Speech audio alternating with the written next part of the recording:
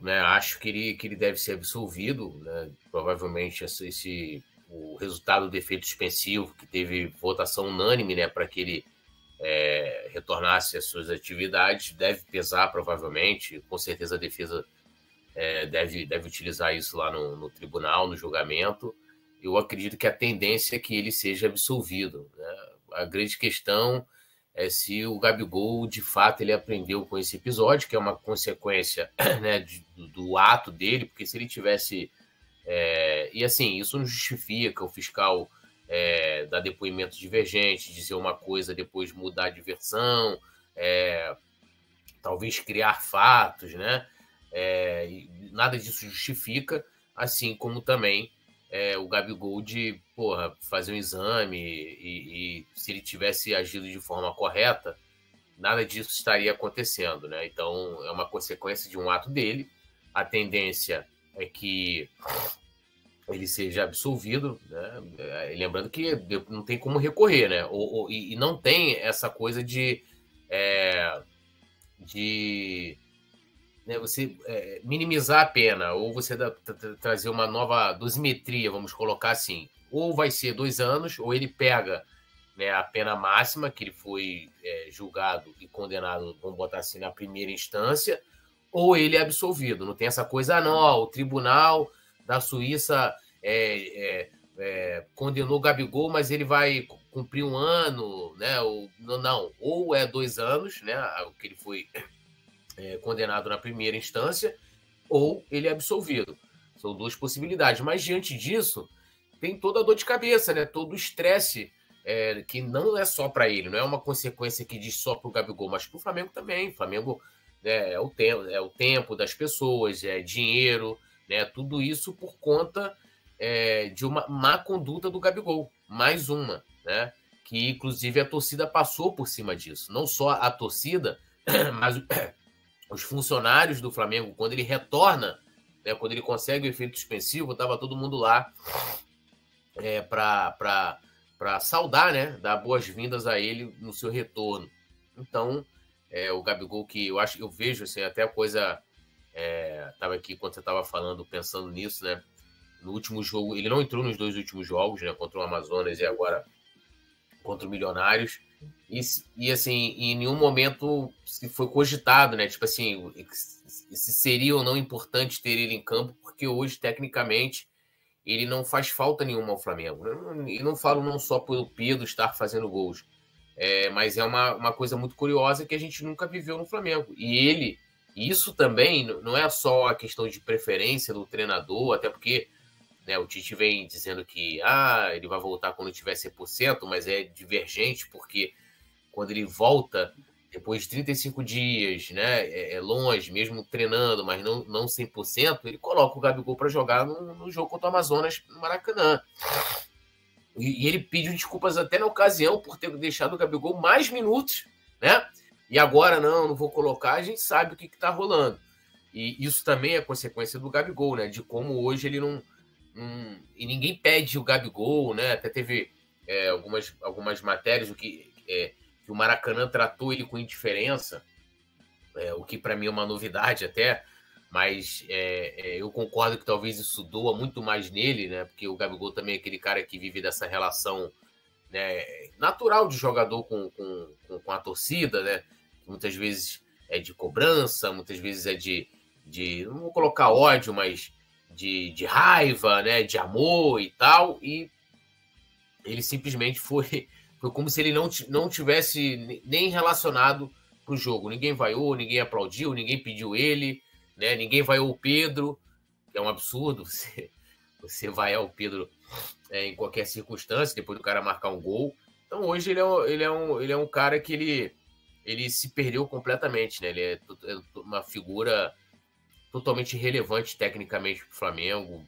Assim, né? Eu lamento que um atleta como ele, que conseguiu alcançar um patamar que poucos conseguiram, o cara chegando a levantar debates, depois do Zico ele era o maior ídolo do Flamengo, consiga ter um fim de passagem pelo Flamengo dessa maneira. E reafirma aqui que eu já falei, dificilmente o Gabigol volta a vestir a camisa do Flamengo. Ele vai treinar, ele vai Mas se chegar qualquer clube agora no meio da temporada, Cruzeiro aí que estavam falando, o Cruzeiro pagar qualquer mixaria aí pro Flamengo, o Flamengo não vai impor dificuldade alguma e vai liberar o Gabigol.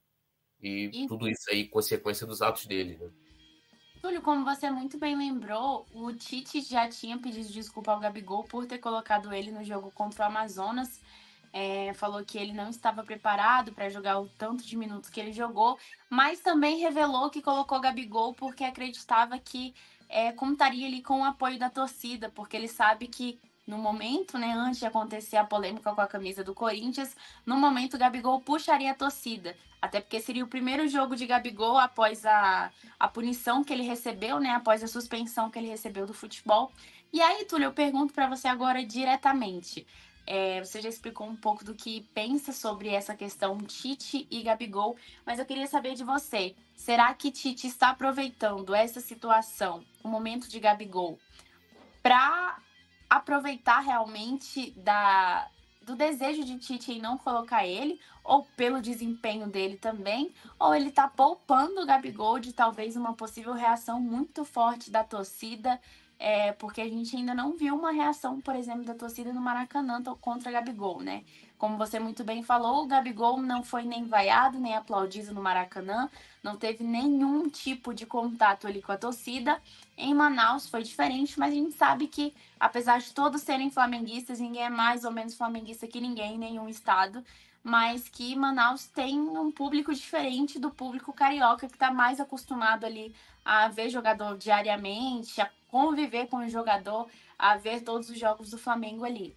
Você acha que Tite está aproveitando da situação ou poupando o Gabigol da reação da torcida nesse momento? Olha, e aí vai lembrar, né, que em Manaus, por mais que tenha tido aquele primeiro contato ali no hotel vamos dizer assim, de carinho dos torcedores com o Gabigol, mas teve protesto, né? Foram levadas faixas pro estádio. Aqui a gente não teve. Teve manifestações ali de torcedores, né? Cartazes e tal, alguns apoiando, outros criticando e tal. Então, assim, de forma isolada. Olha, eu me lembro que uma vez, acho que foi durante a Copa, eu acho, que o Vampeta, né? O Vampeta disse, e aí a informação era segundo ele, do Mauro Betting, de que o Tite não gostava do Gabigol. E não é não gostar do jogador, mas também da postura, né, do Gabigol. Isso antes até daquela polêmica lá da música que a torcida começa a cantar e ele endossa, né, ali e tal. Porque o Tite não tinha convocado ele para a Copa do Mundo. E o Tite também, o Tite não é bobo, né? Ele quer ao lado dele jogadores que vão somar dentro do coletivo. E hoje, por mais que a gente tenha, vamos dizer assim, questionamentos ao Tite, o Tite não é burro. Pô. O Tite não vai igual você colocou aí, ele falando de que ele colocou o Gabigol porque ia inflamar a torcida e tal, o cara tá pensando nisso, né? Nessa questão de que não só da parte técnica. E agora ele vai também usar o contrário, né? Porque se ele não gosta pessoalmente do Gabigol e acha até que assim, ele não tá colocando o Gabigol de propósito, acho que não é questão só de vou aqui preservar o Gabigol, acho que é uma questão dele preservar o time dele, que o Gabigol hoje não nunca fez parte, vamos dizer assim, nunca foi, chegou a estar perto de ser titular com o Tite, se tornou um problema em um dado momento, e o Tite agora, e acho que isso em consonância com o departamento de futebol, a diretoria do Flamengo, de tipo,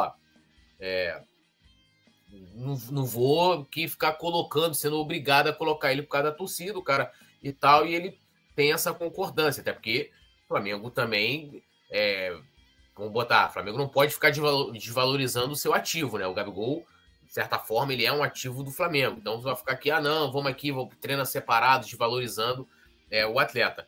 Mas eu acho que o Tite, sim, se aproveita, de certa forma, da ocasião, mais uma vez, da consequência de um ato do Gabigol, dele mesmo, né? De tudo que gerou, para ele não ter que colocar. Ninguém vai cobrar hoje o Tite, né? Ninguém cobrou o Tite que não colocou o Gabigol contra o Amazonas, ninguém cobrou o Tite que não colocou o Gabigol contra o Milionários, e assim vai ser se o Tite também manter essa opção no domingo, né? No jogo contra o Vasco, do Gabigol não entrar, né?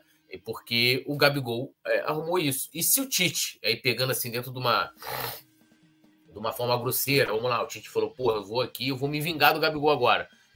Ele tá com a faca e o queijo na mão para isso, né? Porque, como eu falei, ninguém vai questionar, e mesmo que a diretoria venha falar, ele tem, assim, trocentas justificativas para dar razão, né, à sua opção de não utilizar o Gabigol. Então, eu acho que, como eu falei, dificilmente, pode ser, sei lá, a gente tá num jogo, Pedro se machuque, e aí ele vai e tem que ser obrigado a colocar o Gabigol. Mas eu acho que por uma opção do Tite e tal, ele não vai colocar, cara. Não vai colocar. E o Gabigol também arrumou isso de certa maneira. Tudo consequência dele. E aí, como a galera tá comentando aqui, que talvez uma volta por cima, etc, etc, só se ele jogar muita bola mesmo, assim, mas muita bola, para que ele reconquiste aí o seu espaço, né? O espaço que ele foi cativo durante muito tempo.